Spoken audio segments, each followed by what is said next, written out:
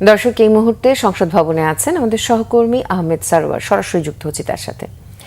সরোয়ার, আজ প্রথমবারের মতো জাতীয় সংসদ অধিবেশন বসলো। আপনি সংসদ ভবনে আছেন, কি অবস্থা? অধিবেশন সম্পর্কে আমাদের কি তথ্য আছে আপনার কাছে জানাবেন।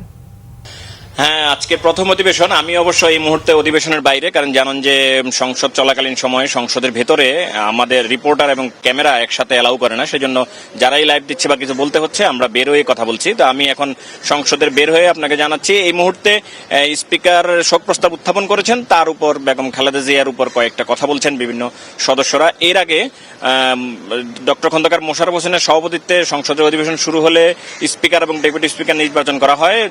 জানেন যে মেজর হাফিজউদ্দিন আহমেদ বীর বিক্রম তিনি স্পিকার নির্বাচিত হয়েছেন এবং barrister Kaisar Kamal deputy speaker নির্বাচিত হয়েছেন।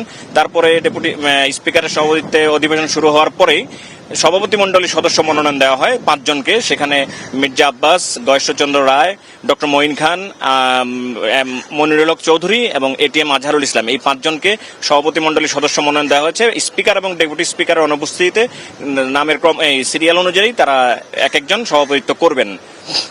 এরপর সংসদ নেতা তারেক রহমান এবং প্রধানমন্ত্রী তারেক রহমান স্পিকারকে শুভেচ্ছা জানিয়ে বক্তব্য রাখেন। তারপর বিরোধী দলীয় নেতাও স্পিকারকে শুভেচ্ছা জানিয়ে বক্তব্য রাখেন। তাদের বক্তব্যের ইয়াতে স্পিকার জানান যে তিনি এরই মধ্যে তার নিরপেক্ষভাবে দায়িত্ব পালন করার জন্য বিএনপি স্থায়ী কমিটির সদস্য থেকে তিনি পদত্যাগ করেছেন।